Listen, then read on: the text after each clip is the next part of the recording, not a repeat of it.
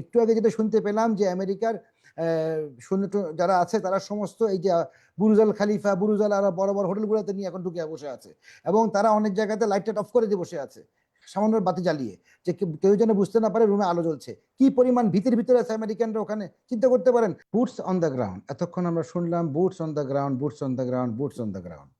Whose boots on whose ground? American boots on Arab ground, yes or no?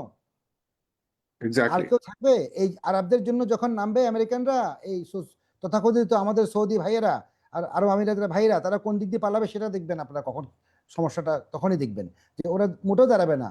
আর কিন্তু Saudi আমেরিকানরা আরব এখানে একটা বড় শক্তি, সৌদি আরব যদি এখানে জড়িয়ে যায়, এরপরে আবার বাধ্যবাধকতা থাকে আপনার পাকিস্তানের এগ্রিমেন্টের কারণে, এই ষড়যন্ত্র আবার কোন সামনে যদি চলে আসে। ভাই সৌদি আরবের কত পাওয়ার, সৌদি আরবের কত আর্মি, সৌদি আরবের আর্মির কত জোর, এটা ফার্স্ট গালফ ওয়ারের আমারও দেখা আছে, পাঠান ভাইয়েরও দেখা আছে।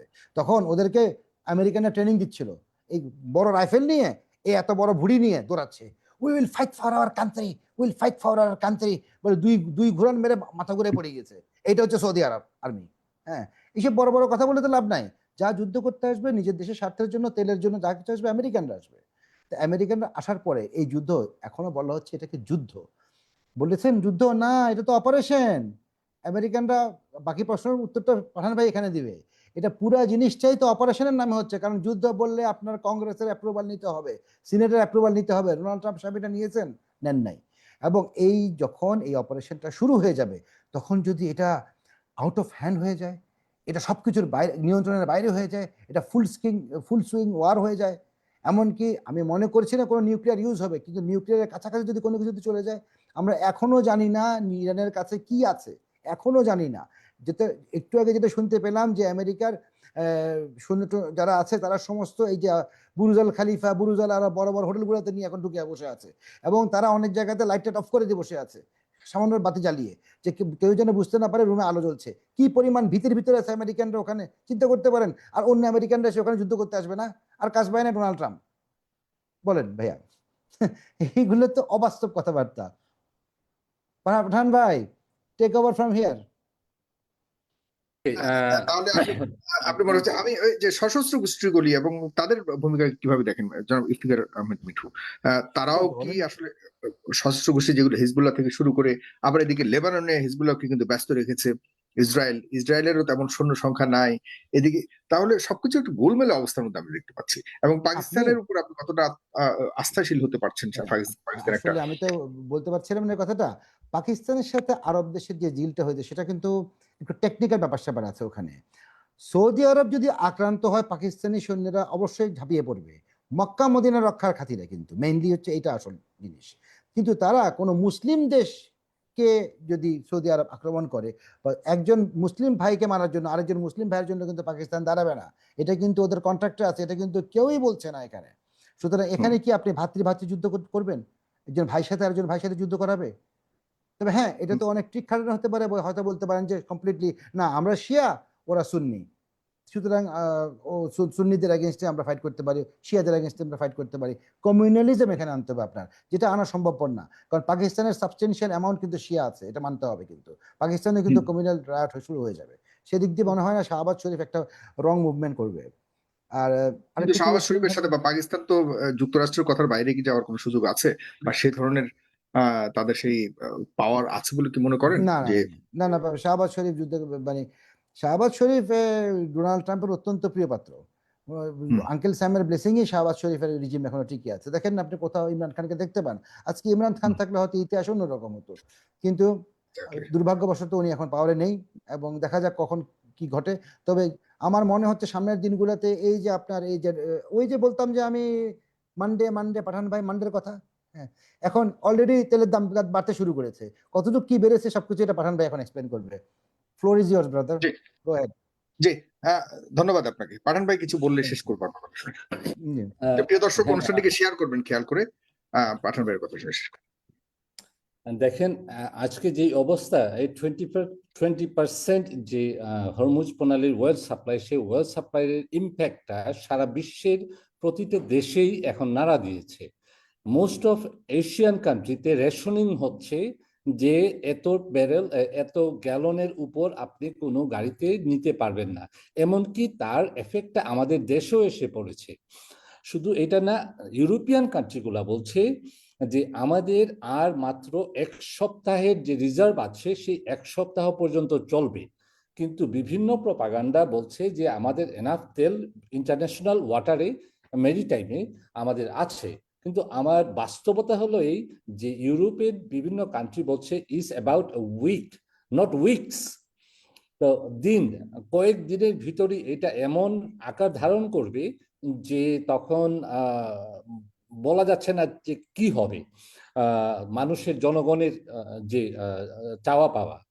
শুধু তাই নয়, যে জ্বালানি শক্তি, যে ইলেকট্রিসিটি এবং বিভিন্ন যে গ্যাস ব্যবহার হচ্ছে সেই গ্যাসগুলাও, এই যে আমাদের যে ইয়ে কেনে করে যে গ্যাসগুলা, সেই গ্যাসগুলাও আপনার শর্টেজ। তো এখন হচ্ছে কি যে এই রেশনিং এর ফলে বিগ ইম্প্যাক্ট এই অয়েল প্রাইসের উপর পড়বে, এবং অয়েল প্রাইসটা ধীরে ধীরে আজকেও $4 বেড়ে গেছে $98 পার ব্যারেল, যেটা আপনার এটাতে যে বেনিফিটেড হচ্ছে চায়না এবং ইরান ইটসেলফ। আচ্ছা দেখেন, যে বলা হচ্ছে যে who is gonna be the negotiator. Iran বলছে যে আমরা এখন আর জারাড কুশনার অথবা ডেভিড উইকফকে আর বিশ্বাস করি না, কারণ যে দুটো নেগোসিয়েশন টিমে ছিল তারা, সেই নেগোসিয়েশন টিমের চলন্ত অবস্থায় তারা যুদ্ধ শুরু করেছে। অতএব we don't want them anymore. এখন নতুন যে প্লেয়ার, সেই নতুন প্লেয়াররা কারা হবে? সেই নতুন প্লেয়ারকে সরি সেই নতুন প্লেয়ার আসবে পাকিস্তান থেকে, এবং পাকিস্তানকে বিভিন্নভাবে ইয়ে করা হচ্ছে। যে দেখেন, গতকাল যে 8টা শিপ ট্যাঙ্কার হরমুজ থেকে বের হয়ে আসলো, প্রত্যেকটা এই 8টা ট্যাঙ্কারই ছিল পাকিস্তানের ফ্ল্যাগ ট্যাঙ্কার। এবং ডোনাল্ড ট্রাম্প কি বলেছেন যে এটা গিফট, ইরান আমাকে গিফট করেছে এই 8টা ট্যাঙ্কার দিয়ে, এবং পরবর্তীতে আরো খুশি হয়ে আরো 10টা ট্যাঙ্কার আমাকে গিফট করেছে, ওনাকে গিফট। তো এই যে আপনার বিভিন্ন ভাবে এগুলো হলো প্রপাগান্ডা।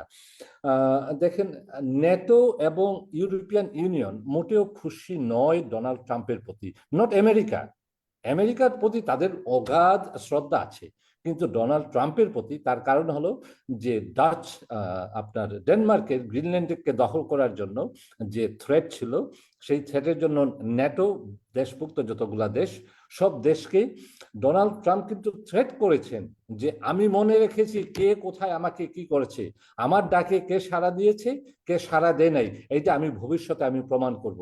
উনি কিন্তু এটা থ্রেট দিয়ে রেখেছেন। এর জন্য অলরেডি ইউরোপিয়ান কান্ট্রি, প্রতিটা কান্ট্রি বলছে যে এই ধরনের থ্রেটের উপর আমরা কোথাও আমেরিকার এই ডোনাল্ড ট্রাম্পের কথায় কোনো জায়গায় আমরা যাব না।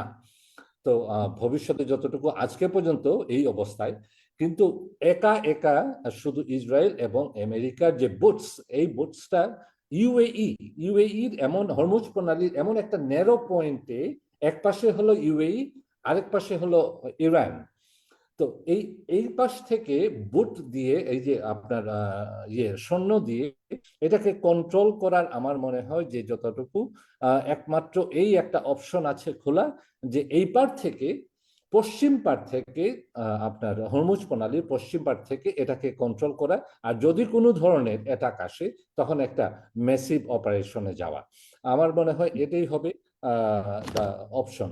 এবং আজকে আমি আবার বলছি, এই আজকে আরো 2-3 ঘন্টা পর থেকে যে অপারেশন শুরু হবে, সেই operation is gonna continue until Monday. কিন্তু মানডে মার্কেট ওপেন হওয়ার আগে, ওয়াল স্ট্রিট ওপেন হওয়ার আগে যে কোনো একটা মেসেজ আসতে হবে positive, otherwise the Wall Street is gonna collapse. কারণ এখানে যে বড় বড় হেজ ফান্ড ম্যানেজার এবং বড় বড় অর্থনীতি, সারা ওয়ার্ল্ডের যে অর্থনীতি, আপনারা দেখতে পাচ্ছেন যে আজকেও মার্কেট ডাউন, পুরো ইউরোপিয়ান মার্কেট ডাউন ছিল। এবং এই মার্কেটকে ধরে রাখতে হলে it's gonna be a big recession for the whole world, পৃথিবীর জন্য। লাস্টলি এটুকুই শুধু আমি বলবো যে আমরা good for the whole world, economy যেন সবার ভালো হয়, মঙ্গল কামনা করি, একটা সুন্দর যেন একটা শান্তিপূর্ণ একটা যত তাড়াতাড়ি আসে এটাই মঙ্গল। তবে আমার মনে হয় না 10 দিনের বেশি এইটা আর গড়াবে। তবে Iran is an upper hand. ইরানে যে 5টা চুক্তি দিয়েছে আমেরিকাকে, যে ভবিষ্যতে যেন কোনো দিন কোনো দেশ আক্রমণ করতে না পারে। ইরানকে আক্রমণ করতে না পারে, এই গ্যারেন্টি দিতে হবে। জি, তো এই এটি আদায় না করে কোনোভাবেই যুদ্ধ বন্ধ হবে না। এই শর্তেই আবারও যুদ্ধ শুরু হয়েছে এখন আজকে। প্রিয় দর্শক, আমরা অবশ্যই চাই যুদ্ধ বন্ধ হোক, তবে এই যুদ্ধের মাধ্যমে হয়তো মধ্যপ্রাচ্যে যে দীর্ঘদিনের টেনশন, প্যালেস্টাইনিদের মুক্তি, লেবাননের দিকে ইসরায়েলি দখলের চিন্তা ভাবনা এবং ইসরায়েলের যে মধ্যপ্রাচ্যকে পূর্ণ দখলের যে মহাপরিকল্পনা, সেটি যেন শেষ পর্যন্ত ভঙ্গুর হয় এবং যেন শান্তি বিরাজ করে এই মধ্যপ্রাচ্যে, সেটি আমাদের কামনা। এই কামনাতে শেষ করছি। আপনারা যদি একমত হন অবশ্যই অনুষ্ঠানটিকে শেয়ার করবেন, কমেন্ট করবেন। ভালো থাকবেন, কাল দেখা হবে কোনো অতিথি নিয়ে। ভালো থাকবেন, শুভরাত্রি, আসসালামু আলাইকুম।